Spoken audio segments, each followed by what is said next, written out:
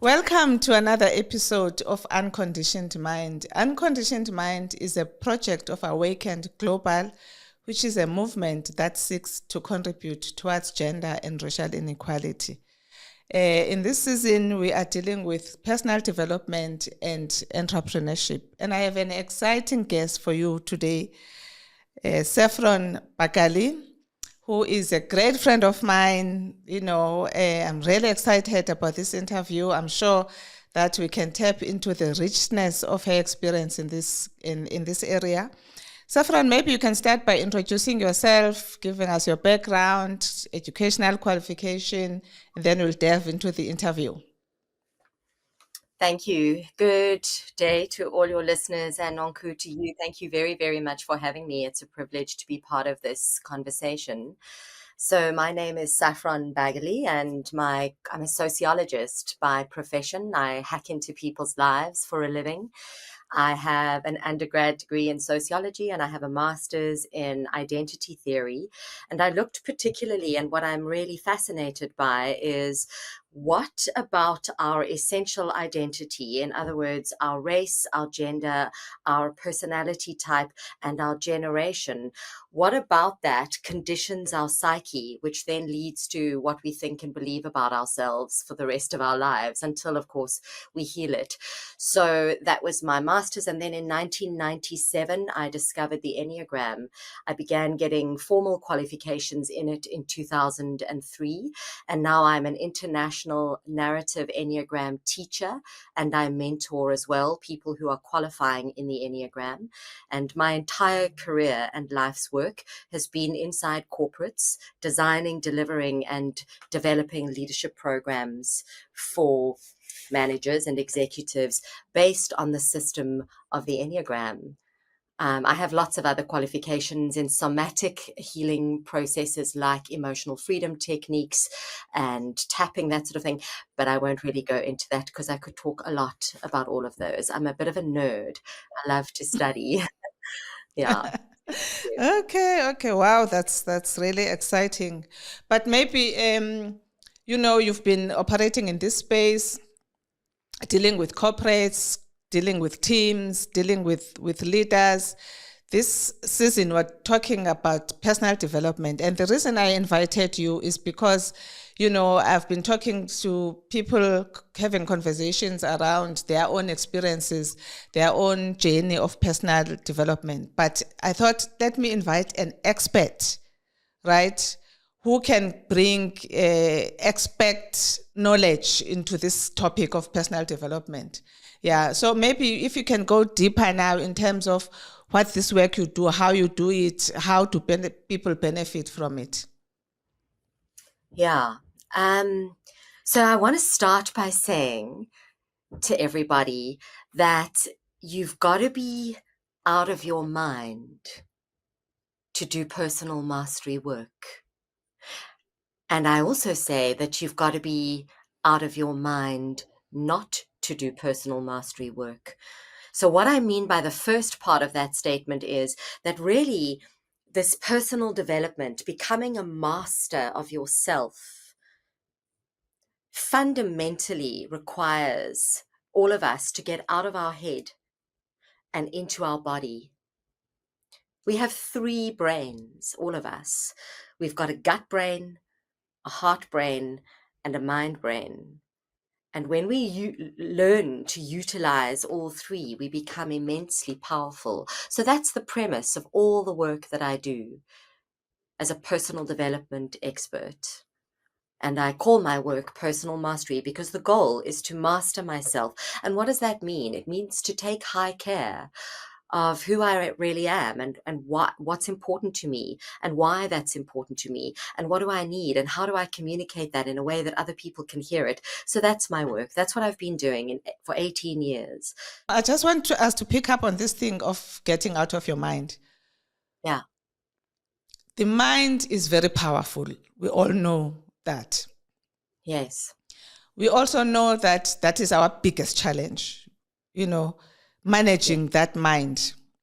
Yes. And there's this noise that happens in our minds, right? That is such a distraction that we can't tap into this heart mind that you're talking about and this gut brain, which is really, our source of power, if you like. Yeah. Now, give us tools of, as you share, what you do, also give us tools of how then do we deal with this noise in the mind that is the one that is really causing this chaos that we end up living, and us not getting to this place of personal mastery that you're talking about. Yeah. So that's exactly what I teach on my programs. They're very basic, practical tools. And then the system of the Enneagram just puts those tools on steroids. So a very good example of a basic practical tool that I teach is make time in each day, and it is a discipline, but make time in each day to spend on your own in self-reflection. Now, to do that well, Nonku, one has to practice how to ask good quality questions. And that's really what I teach on my programs. What should we be reflecting on? Because the idea is not that we go into our normal so-called narrative of self-judgment, which leads to self-doubt. We can be very self-critical, most humans. And over and above that, we live in a very judgmental world. So we're navigating discrimination, exclusion, all the things that we want to address in corporates and in these kinds of conversations. So everybody, I believe, has a wounding. Everybody's got a story. And so everybody is invited to uncover and continuously discover what is going on around us, because we live in a very stimulant world. We're very overstimulated all the time. That's why everybody's stressed, because the definition of stress is the overstimulation of the nervous system. And so to be able to rest and digest, which is what the nervous system needs to do to feel calm, we must go inside. We must become able to reflect internally and become what I call independent observers of our reaction to stimuli. Does that make sense to you? That's It a very makes sense. It makes sense. I mean, and I love this thing of we have to look at our wounding, because I did actually a season where I was dealing with mental issues, wounding. And this wounding starts from childhood, and we carry these wounds, and we don't realize, and we keep adding and adding as we grow up and so on. And what I find is that we remain in denial about the wounding, for a very, very long time. Although the signs are there, you can see the way you behave, the way you react. But people start with a denial. And what I've seen is that it's because opening that wound is a scary thing, right? Yes. You'd rather just bury it there and let it fester there rather than facing this wound and opening up. Because what you want is healing of that wound. And what you want is freedom. Saffron, what you want is freedom. How do we get to freedom and healing? With me. You have to do one of my programs. That's how. And that's kind of a joke and kind of not. Yeah, yes. Yeah. So what's interesting about our woundings is, as you absolutely say, is that it becomes terrifying for some people to go there, because and I'm not gonna beat around the bush or give your listeners any kind of false promises, Nonku. There are gonna be some woundings that just will always be painful. And we'll never heal them completely, but what we will do is learn to manage them. Yeah? Mm-hmm. So what does that mean? It means taking high care of them. It means acknowledging first to yourself that it exists. It means getting the tools and the strategies needed, the insights needed to nurture yourself through that moment when it comes up. Mm-hmm. And this is why I teach and how I teach and why I love the Enneagram and why it is just so much more than a personality profiling tool, which is why I don't like it being described as that, but that's a whole nother conversation. Then what the Enneagram gives us is it gives us the language, and more importantly, an extraordinary map that makes this learning, makes this self-reflection journey really personal. Just give us an understanding of the Enneagram itself. What is that? Just explain that to us. I'll give you an example exactly. So the Enneagram, very briefly, for those of you who haven't heard of it, is classically known and very widely used in business as a personality profiling tool. But as I say, I've been studying the Enneagram since 1997, and it's much, much deeper than that when you become a real practitioner of it. And so how I use it is I help people see, Nonku, very clearly how they've learned to cope with their wounding. And the reason why this might be useful for parents, managers, executives, employees, etc., is because then we get to be able to observe. Remember, I said the main tool was becoming an independent observer. We get to observe when we're in that coping strategy, which may indicate to us that we're being triggered into shame, fear, etc. Right? Does that make sense? So the Yes. system provides us, the Enneagram system provides us into an insight deeply that there are 9 different ways of coping in the world. There's actually 27, but it gets more complicated. And where this coping strategy comes from is an experience, as you so rightly said a moment ago, this wounding starts when we're very young. This coping strategy comes from an experience that we had in our early childhood development. So, for example, if I have a wounding fundamentally around being rejected, and I may or may not know that, because who knows what the story is? There could be 150 reasons why you have that wounding. And as I often say to my clients, it's not about getting stuck in the story. The story is important to acknowledge, but be mindful of not getting stuck in the story, because that's how discrimination and exclusion starts and bias begins, right? So how do we look at the story, but not get stuck in the story? We go, oh, okay, how interesting. Let's focus on how we chose to cope with that story. So if, for example, and I'm just going to pick a number, if, for example, I'm a 6, I lead from 6. The reason I lead from 6 is because a long time ago, somewhere in my early holding environment, in my early childhood development, I had an experience which led me to believe, whether real or imagined, that I can't trust myself. And it's profound. It's profound, Nonku, because in 5 minutes, I can say to someone, probably what happened is somebody who was an authority figure in your childhood. Maybe it was a teacher, maybe a religious leader, maybe a parent, maybe even an auntie, uncle, older sibling, grandparent, who knows? It doesn't actually matter for this healing.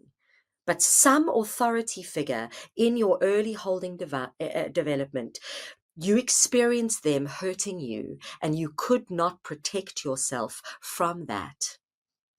So as a result, if you come out a lead type 6, I can tell you in 5 minutes that you will, in the workplace, for example, probably have a complex and sometimes challenging relationship, which may be career limiting, with authority figures. And so it's about healing that experience and that wounding so that I don't have to get into this complicated relationship with authority figures. I can have a much healthier, better relationship, for example, with authority figures, which may be career enhancing. So this is where the program becomes powerful. So, right, let's bring this now to the workplace itself. Yeah. Because we come with this wounding, it acts in certain ways, it leads us to behave in certain ways, to respond in certain ways. So what is the impact of that in how we relate at work, in how we perform at work? Because until you see that this wounding is actually impacting your own personal development, your own progress, your own relationships, and you need those relationships for you to proceed with get further with your career. So let's bring it to the workplace now. How does this wounding show up in the workplace so that we are aware? Great question.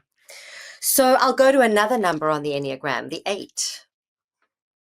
The 8's wounding is around betrayal. So how this shows up in the workplace, for example, is the 8, if they even smell that they've been betrayed, because it's their perception, it's their bias, because it's related to their wounding, it's going to be very easily triggered. So you gossip about an 8 at the water cooler, in the corridor at work, they're going to perceive that as a betrayal. You say you're going to do something for that 8, and then you drop them, you disappoint them, you don't deliver, they're going to perceive that as a betrayal. You don't have that 8's back in a meeting, in an open conversation, etc. Even if you don't agree with them, if you are in their team or their manager or whatever, and you don't have their back, they are going to perceive that as a betrayal, and they will not trust you. You don't tell the 8 the truth, no matter how ugly and how hard, to their face, they won't trust you. And trust is everything when it comes to building relationships. And without fundamental trust, and I'm talking about vulnerability-based trust, not predictive trust, until you have fundamental, good vulnerability-based trust at the basis of your team, you won't get results. This is what I specialize in my learning academy. And what I'm talking about with results is I'm talking about making money, because business is about making money. Let's not beat around the bush. And your humans are the biggest cost center to your company, and they're also your greatest asset when you know how to manage them. So when we Nonku realize what's going to trigger us because of this perception on either betrayal or fixing stuff, I'm overly responsible for fixing stuff. I mean, I could go through the whole thing for you, but everybody, I can say that there are 9 different kind of fundamental triggers, which absolutely radically help us see things completely differently and fundamentally different ways. So we're in a business meeting, we're sitting around a boardroom table having a conversation about how to solve a problem or how to increase profits or how to get more market share or whatever our agenda is. And everybody's going to have a different view and understanding of what the solution is. And everybody's going to bring their own contribution to how to get the best results. So the 6, for example, is brilliant at looking at the pitfalls. What's going to go wrong? Because their brain is wired to watch what's going wrong, because I'm innately self-protective, because I just told you why. Whereas for the 8's going to be like, let's just get it freaking done, because I want to clap it out the way, because I want life to go well. I want things to be amazing. 8's are very powerful humans that are generally people that get stuff done because they take control. But then, of course, people's perception of the 8, and I'm just sharing how it plays out in the workplace, in relationship dynamics. The perception then that people have of the 8 is that they can be bullies and rude and too much and in your face and, dictatorial, which none of that is true. And it couldn't be further from the truth. But because the 8 is wanting to not let this team down and get stuff done to avoid betrayal or being stabbed in the back, in essence, they take charge often. So I hope I've kind of answered your question on Yes. No, I can relate to what you're saying, because I've never really done the Enneagram myself personally, but I can relate with what you're saying. For instance, I'm one of those who are driven and I want things done. And I know that I used to be very impatient with those who are seeing roadblocks everywhere, pitfalls everywhere, because I have a vision, I need to get somewhere, and they're seeing problems everywhere. I realized that, actually these people who in my mind are always pessimistic or negative, they're actually a gift to me. Because in my rush to achieve what I want to achieve, there are some things that I'm missing, right? And so I can slow down. Let's fix the potholes. But what I found is that they want to be stuck there, you know. Even when we fix the potholes, they want to remain there. So I would say, no, we fixed the potholes. We have a vision. We need to get somewhere. Let's get there. And then on the other flip side now, for those people who feel betrayed and all of that, I've actually seen this practically, where because you are paranoid about everything, you are looking for enemies everywhere. So the way you lead, then you're excluding people that you feel are suspicious, and they may betray you. And you get to a place where you even lose this top job of yours. Yes. Because you've created such a toxic environment. You've created such people are now, afraid. They don't know how to act. They don't know what to do. You end up actually being, fired from your job because of this thing. I mean, these are practical things. Just help us understand what the impact of these things are, both the positive and the negatives. Well, I mean, you've summarized it and given the most brilliant example. This is why I've had a job for 18 years. To firstly help people with that kind of affliction, career-limiting behavior. So as I teach in my learning academy, you are in absolute charge of your destiny. Don't blame the economy, the government, the policy, the whatever. No, we can make it happen, every single human. And it's all about how we use our energy. And that's why I love the Enneagram. And I'm also qualified in the somatic Enneagram, how we use the Enneagram in our body, the energy in our body, because energy is everything and everything is energy. So when I'm fighting all the time and I'm in that mode, I mean, why on earth would people like me? Why would people want to follow me? People probably be a little afraid of me, quite frankly. Mm-hmm. And when I've coached eights, and by the way, I have to say, why do you think I picked those numbers? Because, I have my little spidery suspicions about your type, of course. Mm-hmm. And but yeah, I mean, but the real question is, and this is what I teach people to reflect on, is why. So why is that your focus of attention? Why do you have, why is having a vision and keeping on the path to getting that vision, why is that important for you, Nonku? Mm-hmm. That's what we would because then in a team dynamic, we can then hear one another with compassion and go, okay, now I know your purpose. I know what drives you. And what drives us is also what's going to trigger us. Yeah. So we can utilize it in a really positive way, or we can use it to kind of destroy the team. So that's where I come in. And I go, okay, right. So let's get the numbers. And I always joke and say, once I'm like the chicks at the casino, once I got the numbers, I can change your life, but I got to get the numbers. Yeah. Oh, okay. So let's approach this from both sides, right? I mean, there are leaders who have a responsibility towards achieving whatever business goals or strategies are, and we don't see ourselves, of course. I mean, all of this until you do the Enneagram and you can begin at least to be aware of these strong points of yours, strengths of yours, and where you actually self-sabotage yourself in your role. But there are those who are being led as well, who have to work with this leader. And this leader has to work with all of these dynamics that you're talking about, right? How do we then get to a place where we can make this team work? Let me put it this way. Each one taking responsibility, the followers of the leader and the leader taking responsibility so that we can get to doing the job of achieving our goals. Yeah. So what I can tell you about every single human is that all humans are fundamentally and innately are wired for trust. They're wired for connection, and they're wired for achievement.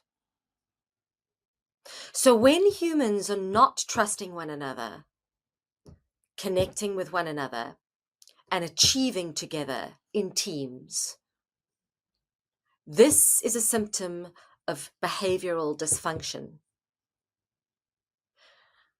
And so my job is to come in and go, okay, so where are those cracks? What is this dysfunction? What's happening? So sometimes, and you're absolutely correct, your instinct is correct. So management culture, executive culture, management culture, employee culture, supervisor culture, team leader culture must all, in an ideal world, speak the same language, learn the same basic tools and techniques on the how, to your point earlier, the how to put emotional intelligence, which is just another word for personal development, personal mastery. I mean, it's basically the same stuff. How do I put emotional intelligence into action? That's the key. It's not about learning emotional intelligence. We've been doing that for 25 years and it hasn't really changed corporate culture. It's about putting it into action. Very simple, basic principles. Repeat, repeat, repeat, repeat, repeat. That's how the brain learns. So how do we do this? How do we, in an ideal scenario, and Nonkululeko, it's going to vary depending on the size of the business, the needs of the business, what they do, the team dynamics. It's obviously going to vary. But basically, how to create an ideal corporate culture is to go like this, where everybody is learning essentially the same materials, speaking the same language, ongoing. One of the faults, I believe, I've observed over my career, one of the faults of big corporations is that they have learning and development doing one thing, and human resources doing another thing, and talent management doing another thing, and organizational design doing another thing. And so everybody's going on all this training, but what's changing? Because it's kind of, some people are doing the Enneagram and some people are doing Myers-Briggs and other people are doing DISC, and then we move to insights and, maybe we should try this. And actually what you should probably do is the same program. I have a program called Personal Mastery for High Performance. You should do the same program 10 times. Only then Oh, will you wow. have learned. Only then will you have learned the practices. And it's not about getting more information. Personal development and team development is not about getting more information. It's about practicing repeatedly and consistently what you're learning. Takes a long time to truly comprehend information to a point where one can actually integrate it. And only when we've actually integrated information can we apply it. That's why training historically has been a grudge purchase, and that's why my learning academy is completely different, because I insist that people go in repeatedly for no extra cost. It's just available to you. There it is. Have it. Have all my learnings. 25 years of study and 18 years of working with humans in prison, sex workers, drug addicts, you name it, street kids, not just lawyers and bankers, I promise you. When I say I've worked with humans, I have worked with every kind of human in 22 countries. And so I'm really confident to say that everywhere in the world, people are the same. They have fundamental needs to be recognized, to be loved, to be included. Do you know that the greatest trauma that you can inflict on a human brain is to socially exclude somebody? Which is why it is so disgusting to see the toxicity that exists in corporates, the way people get treated, because, and again, I say it with compassion for people. Most people are innately good and they don't wish to discriminate, but they have this blind spot, this bias. They treat different people differently on the team, for example, or, you know what I'm talking about. We sit separately at conferences, etc. Because not because we don't want to connect, but because sometimes and often we actually just don't have the confidence and we don't know how. It's not that we don't want to. I do believe that. Of 18 years of listening to thousands of stories, mostly South Africans, I'm so privileged, from all walks of life. Most people want to connect. They want to trust the people they work with. They want to achieve. They want their brand, their boss, to succeed. But they're hurt. They're hurt. And so they're focused on that rather than that. And that's what we've got to heal. In every school, in every community, in every corporate. And the reason I work in corporates is because that's where humanity meets. But what I really would love for South Africa is that we all learn to raise our consciousness, which raises our vibrational energy. This has been researched. This is documented. This is not Saffron talking rubbish.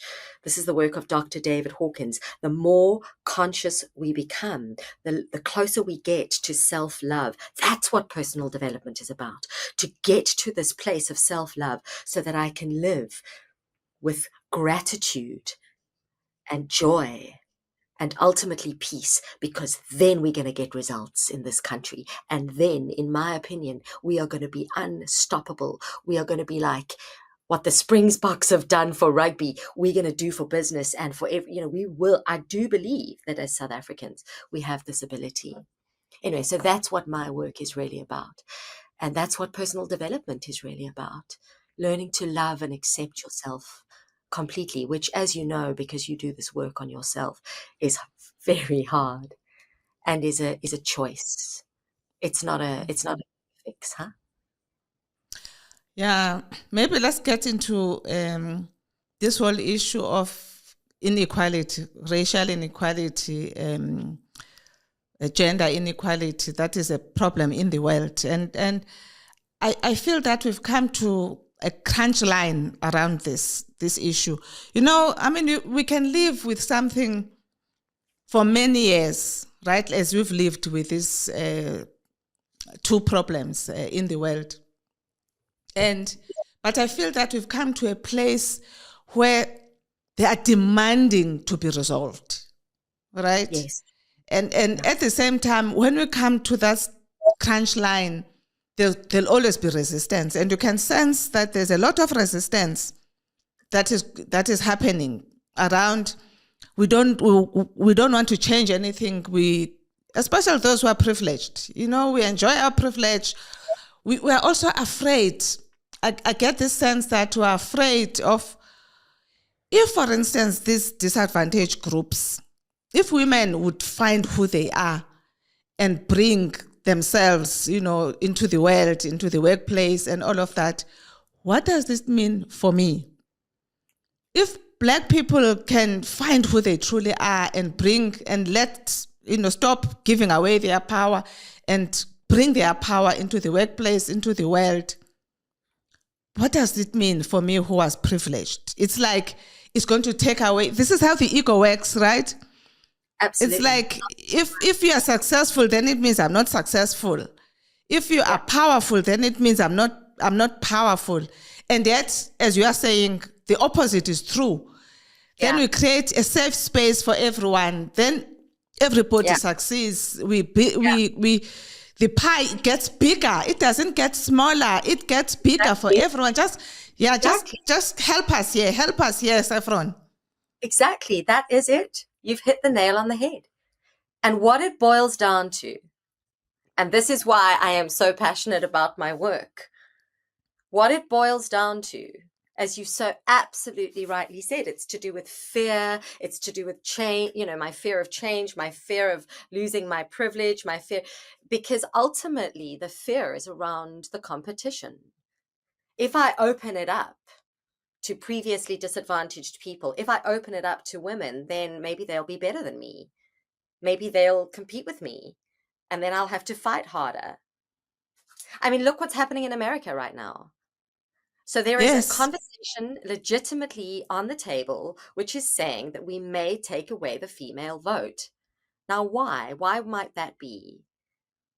Because women in education, the stats are there, graduated more from college, graduated more from school. The statistics are that more females are graduating from school and university in general around the world and in America. Women make up the majority of the workplace, both the informal and formal sector. Hence, they are becoming much more economically empowered and powerful, and they get to make more decisions, bigger decisions, and have more influence over their children and culture, etc. However, and this is interesting because historically, before the Industrial Revolution, this was the role of women. So we're coming back into what is our, in fact, natural power position. However, the system, our culture, our policies, our systems in workplace and government policies, etc., education systems, etc., haven't actually caught up to that because they take so long to respond. And so what's happening, in my view, in America is America, for example, is going, well, you're becoming a little too powerful. And so we've got to now take away your voice. How are we going to reverse the clock? I mean, that for me, this is just foolishness, because for me, this train has left the station, right? There is no way you're going to hold back women again. It's insane. It's bonkers. It's truly, truly bonkers. And yet, it might happen for real. Yes, exactly. Like, it has left the station, but the train might crash. Seriously. And then we're back to where we were literally 100 years ago. And so the only solution, in my opinion, is personal development. It's consciousness. It's living consciously. It's interrogating your bias. It's looking at how we would allow that to conceivably happen. That's what it's about. It's about women, and I'm generalizing. It's about men developing the mature feminine inside them. It's about women not indulging their sons. Sorry, I'm going to call it. It's about wives standing up to their husbands. Do you see what I'm saying? And that takes confidence. That takes consciousness. That takes the work that I do. That takes healing your wounding. And man, that's what I meant when I said at the beginning of this conversation, that's why you've got to be out of your mind not to do personal development work on yourself.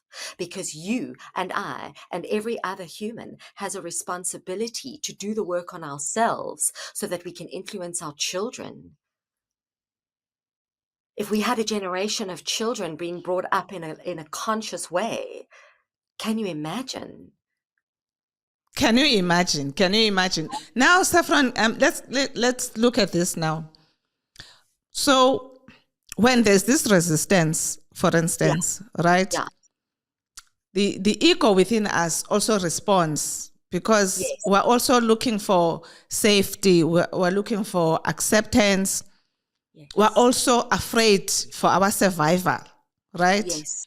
What I've seen is that how women respond to these challenges that they face at home and in the workplace, they choose sometimes self-abandonment, right? Yes.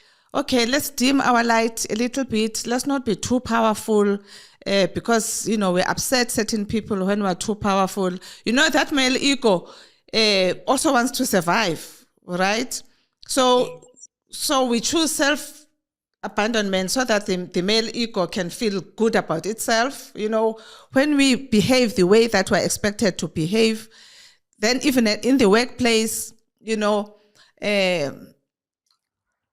are not given names. You are the troublemaker. You are a sensitive female, that sensitive feminine energy, and so on. And on the other flip side, we see that women then realize that, okay, the only way to survive here, I've got to behave like a man. I have masculine energy. I can dig deep and find my masculine energy. And you know that masculine energy. I don't care. I'm competitive. I'll step on whoever I need to get to where I need to get to. And then we say women don't support one another in the workplace. Just share with us this self-abandonment, and that's share with us also how then the male ego also responds by exactly this way that we are describing here, where we want to reverse the clock, where we discriminate, we mistreat people because we're trying to survive. Yeah. So you're absolutely correct when you say that every single human brain is wired for psychological safety. And unless environments like the workplace are consciously creating psychological safety for people, there will never be productivity. Now, we're talking specifically, I'm responding specifically now to your examples of women. And what I heard you say was, I mean, clearly you've been in corporate a lot in your life. This is obviously something you've observed very accurately, in fact, that generally speaking, this is something I teach as well. Generally speaking, when women in the workplace have what I call a productivity wounding, in other words, they're perhaps defining their self-worth on how productive they are, and therefore are putting huge amounts of pressure on themselves to perform not only at work, but also, in the bedroom, in the boardroom, in the kitchen, in the class, whatever. And so this wounding, which I'm sure you can testify to, is very, very common. We see it so much with women in the workplace. The imposter syndrome is a result of that, all of this. And anyway, I could talk a lot about that. It could be career limiting too until we heal them. But essentially, it results in two types of behaviors in women. The one is, as you said, that kind of meek, mild, I know I'm more intelligent. I know I have the answer. I know I could solve this problem, but I don't say it. Or I say it, but I always make my boss or my husband or whoever make them feel better, and they're the man and all of that. So that we call as a wounding, that we call the father masculine wounding. So there's probably some kind of wounding with the father energy, although not necessarily, because you can have both. But that sort of, because then the man is the authority, and I will manipulate. And as you said, I've got to disassociate with my own confidence, my own power, my own ability or whatever, to be able to kowtow to that. And of course, there are also cultural conditionings that result in that sort of behavior. Okay, and then on the other side, you mentioned very accurately that you have those women, and this is so common that I even have a keynote called "Why What Happens in the Bathroom Doesn't Happen in the Boardroom." Why are women so competitive with one another to the point where they don't support one another? This is very common. And women who have difficult relationships with other women usually have what we call either a sister wounding or a mother wounding. In other words, the sister or the mother competed with that person in their childhood. And so this is something that I teach women in the workplace how to heal. Because when we heal this, we can really grow our self-respect and self-trust, which results in self-confidence. And it's not about blaming ourselves. It's about acknowledging, as we've both said already, that we are the only one that can fix it. And if every woman fixed that, we'd be able to get critical mass. This is what I always say to my clients. Research shows that we can create a cultural tipping point, for example, inside a workplace or inside a team, when we get 1/3 of the population of that environment getting conscious or doing personal development work, etc. If you can get 1/3 of the population, you'll begin to create cultural shift and change. That's a tipping point. And then it should go more exponentially than that, which, as you say, and I completely agree with, we are at a time in our social history where this kind of awakening, to bring in your language, this kind of cultural shift, this kind of work is now become an economic need. It is now an economic need.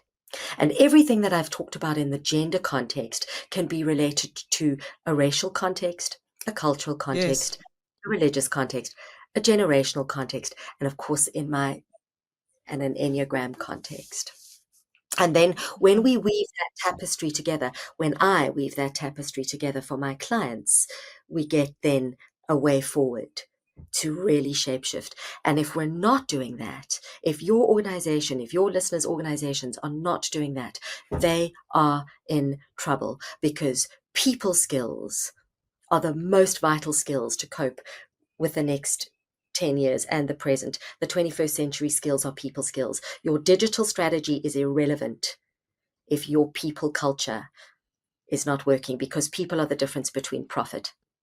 Done. End of story. I've been studying this for 20 years. I am uber confident in this. Going back to this racial and gender issue, Yeah. I often wonder that because these two groups have lived in a society that has defined who they are, their role in society, and so on. So we are born in a society like that, right? Uh,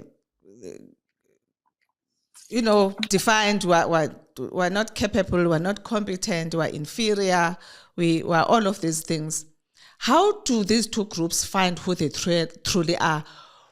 What is my true identity as a Black person, as a woman? How do I find that true identity that is not defined by what the system and the culture has said about me?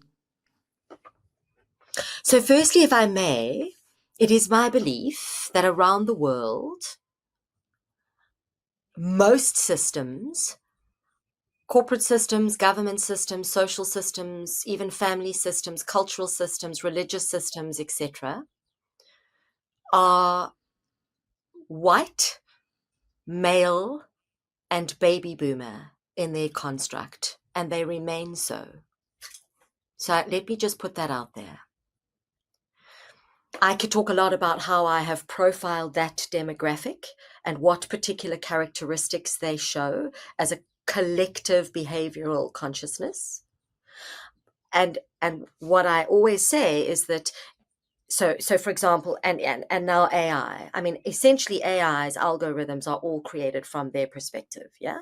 So of course now we are putting confirmation bias on steroids. So I just want to put that out there.